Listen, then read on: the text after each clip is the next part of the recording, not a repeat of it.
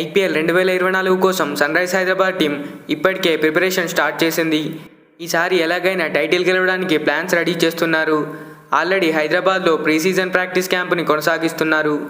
అందుబాటులో ఉన్న ఆటగాళ్లతో మార్చి 18న రెండో ప్రాక్టీస్ మ్యాచ్ నిర్వహించింది. ఉప్పల్లోని రాజీవ్ గాంధీ ఇంటర్నేషనల్ స్టేడియంలో జరిగిన ఈ మ్యాచ్లో సన్రైజ్ ఆటగాళ్లు రెండు టీమ్స్గా టీంని డివైడ్ చేసుకొని ఆడారు. Sunrisers A versus Sunrisers B team మధ్య జరిగిన మ్యాచ్లో ఆటగాళ్లంతా అద్భుతమైన ప్రదర్శన కనబరిచారు. సన్ రైజర్స్ బి టీం తరపున ఆడిన స్టార్ పేసర్ భువనేశ్వర్ కుమార్ 3 వికెట్లతో సత్తా చాటాడు. టీం ఏ తరపున మన తెలుగు ఆల్రౌండర్ నితీష్ కుమార్ రెడ్డి 26 బంతుల్లో 56 పరుగులు చేసి వెనుదిరిగాడు. దాంతో ముందుగా బ్యాటింగ్ చేసిన సన్ రైజర్స్ ఏ టీం నిర్ణీత 20 ఓవర్లలో 196 పరుగులు చేసింది.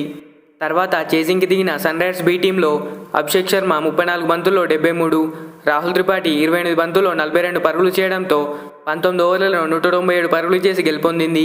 ఈ మ్యాచ్లో భారత ఆటగాళ్లతో పాటు Heinrich Klaasen, Aiden Markram, Travis Head వంటి స్టార్ ఆటగాళ్లు కూడా బరిలోకి దిగారు. ఐపీఎల్ 2024 సీజన్ మార్చి 22న ఆర్సీబీ మరియు సీఎస్కే మ్యాచ్తో మొదలవనుండగా మార్చి 23న కోల్కతా వేదికగా కేకేఆర్తో జరిగే మ్యాచ్తో సన్ రైజ్ హైదరాబాద్ తమ ఫస్ట్ మ్యాచ్ ఆడనుంది. ఈ మ్యాచ్లో ఎస్ఆర్హెచ్కు కెప్టెన్గా ప్యాట్ కమిన్స్ వ్యవహరించనున్నాడు. మరి ఎస్ఆర్హెచ్ ప్లేయింగ్ 11లో ఏ 4 ఫారెన్ ప్లేయర్స్ ఆడతారని మీరు అనుకుంటున్నారో కామెంట్ చేయండి. వీడియో నచ్చితే ఒక లైక్ చేయండి. Thanks for watching. మరిలాంటి వీడియోస్ కోసం మన ఛానల్ని సబ్స్క్రైబ్ చేసుకోండి.